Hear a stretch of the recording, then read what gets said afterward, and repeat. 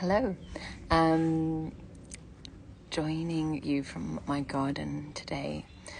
I'm in the final stages of prepping for my coaching workshop, which is this Sunday. And this workshop is going to be all about working with our thoughts.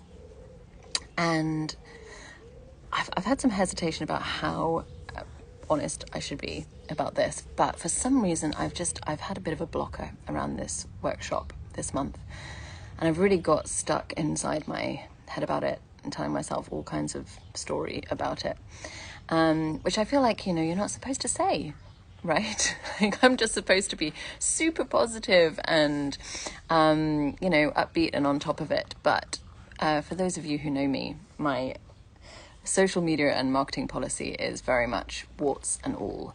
So the truth of it is, for some reason, I've been finding this one a bit hard. And I've noticed I've got a lot of unhelpful thoughts when I think ahead to the workshop. And then I realized, of course, that what I needed to do was take some of my own medicine, because, I've been spending all this time planning all the different tools I was going to share with you and what we're going to work through. And I wasn't actually doing that work for myself.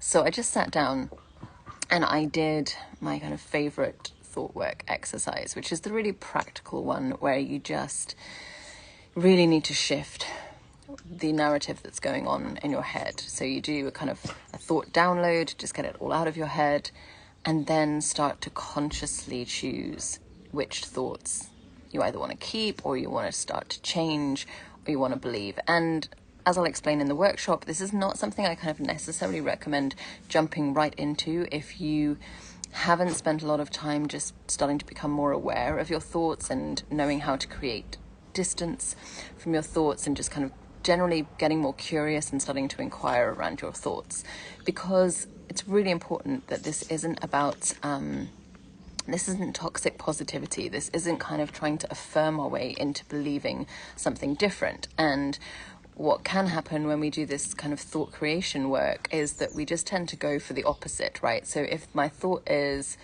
I'm feeling nervous about the workshop, then our tendency is going to be like, right, I'm going to choose the thought, I feel great about this workshop. And actually then what we're doing is we're just gaslighting ourselves. We're actually not being honest about how we feel and what's going on. So that's really not how I approach thought work. I think it has to be a lot more subtle than that. It's about choosing what we can believe and what does feel true. Sorry, one pause, my dog is trying to eat my sprinkler. I'm going to hold on to it. So choosing what we can believe, what feels true.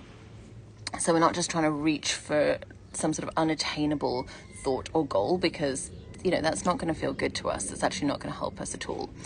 And what I thought I would do is actually share with you, I have got a video on doing this process, but I thought I'd share my actual process that I did working on my thoughts for the workshop that's coming up on Sunday.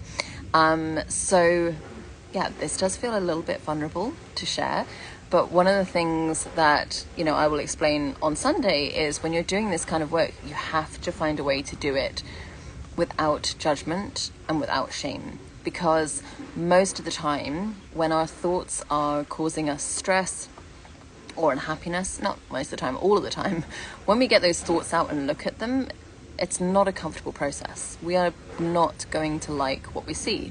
That's why the thoughts make us uncomfortable. So when you do this process of actually downloading those thoughts and listing them out, that first step is it's quite icky.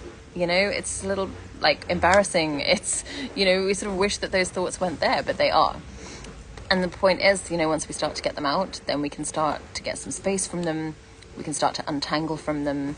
And actually, it's just a really cathartic process just to get them out of our heads and find a way for them to have a little bit less control over us. So here goes. I am going to share the process that I did. So when I do this kind of conscious thought creation process, or just choosing thoughts that better serve me, there are 4 questions that I like to ask, and I'll put them in the description. So if you want to try this out for yourself, you can follow the questions, or of course you can join us on Sunday. I'll put the link as well to sign up for the workshop, and there will be a replay if you're not free at 5 o'clock when we have the workshop. So the thoughts, you can actually change these questions a little bit to words that suit you and make sense to you. But the first one for me is always, what thoughts are getting in the way of me being present? So as I'm prepping for this workshop, as I'm thinking ahead to hosting the workshop, what are the thoughts that are getting in the way of me being present? And I always like that as a goal, being present, rather than something like, what are the thoughts getting in the way of me being my best self or me having a fantastic experience? We don't want to we don't need to kind of add these pressured kind of descriptions to it. Let's just be present. Like, what better goal? So what are the thoughts that are getting in the way of me being present as I prep my workshop and as I think ahead to holding the workshop? Here goes. There's some pretty fun ones in here. Okay, so I have the thoughts. A lot less people have signed up than last month. I have the thought, I'm just not feeling this one. It would be really embarrassing if hardly anybody shows up. I'm putting in a lot of work and I'm really not feeling the return. I'm just not in a good place right now. I really don't know what I'm doing with coaching at the moment. I'm not sure if I should be doing this at all. Marketing these workshops is hard. I've lost my motivation. I'm not sure if any of this even matters. People don't want this work. Am I making a difference? Am I making any difference? And I'm not getting anywhere. Okay. Ugh. So there you are. Those are the thoughts that I had going on. And you know what? I'd rather that they are out of my head and on a piece of paper or on my screen. So that's the first question. What thoughts are getting in the way of me being present? The second question is, what do I think others are thinking about me? This is really interesting because, of course, whatever thoughts we attribute to others are really thoughts that we have about ourselves. But sometimes it can unlock a little bit more flavor to what's going on. So I had a few here. Some of the things that I think others are thinking about me. What she's doing is nice, but not necessary. Why doesn't she have more people signed up? She seems a little bit lost at the moment. What she's doing now isn't really relevant to me. I don't really understand much of what she's doing. Okay, again, this feels a little bit brutal at the moment because I know that all of those thoughts are things that I'm having about myself, particularly that what I'm doing is nice but not necessary. I have been working with that particular thought for about 2 years now. So, okay, that's fine. Let's just recognize it's showing up again. I see it. The third thought, now there's sort of two directions you can go. So if you have had an experience in the past that you're looking not to repeat, then I like the question, who have I been in the past in this situation? Or in my case, actually, my past experiences with these workshops has been amazing, been really good. And for some reason, it's just this time that something's not quite clicking for me in the same way. So the question I asked was, who am I afraid I might be? So who am I afraid I might be, either right now as I'm prepping or at the workshop? And the words that came up here were distracted, disappointed, wasting my time, unappreciated, and talking to myself. Okay, so now the bit where we start to get some relief. The final question. What do I need to know in order to be present? So again, I like keeping that goal of being present. So what do I need to know in order to be present? And I really recommend taking your time with this part of the process. I often find that the download comes really quickly and I can just kind of throw all those thoughts out there, and then I need to take a few deep breaths and maybe give myself a bit of a hug and remind myself that, I'm not here to judge. I'm not here to shame myself. But then when I ask the question, what do I need to know to be present? That's a question I really want to take some time with. And I don't want to reach for the answers. I want to really try to let those answers come to me. So I spent quite a bit of time with this, and this is what came up. If even one person is impacted by this work, that matters. My workshops are an opportunity for me to hone my understanding and my delivery, even if nobody came. The number of people who sign up or show up has absolutely nothing to do with the value of what I'm doing. It's really important to have work like this freely available to whoever needs it, and I am proud to offer these workshops for free. My job is to offer. Who receives it and how they receive it is none of my business. Feeling unsure and wobbly makes me human, and people want to work with humans. Vulnerability is a superpower. Attaching my worth to numbers is feeding toxic capitalism. Sorry, I'm just checking that you are still there. Attaching my worth to numbers is feeding toxic capitalism. Success is how I show up for whoever is there, and ultimately, success is how I show up for myself.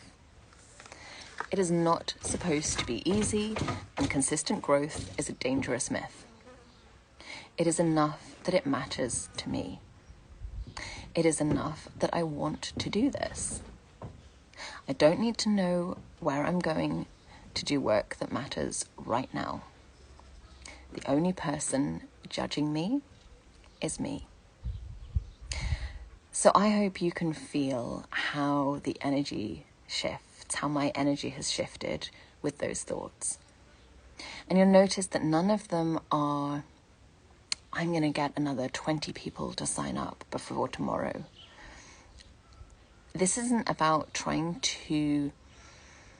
Actually, what we're not doing is we're not focusing on the circumstances. We're focusing on the beliefs around the circumstances. So I may get another 20 people to sign up before tomorrow. Very often I find that people sign up right at the last minute. I always sign up to things at the last minute. That's what happened last month, and that is fine. But equally, it's fine if that doesn't happen, right? Because these are thoughts and beliefs that serve me whatever the circumstance. I think that's actually what I want to get to. These kind of thoughts that I've shared with you, the thoughts I need to know in order to be present, they serve me regardless of the external circumstances.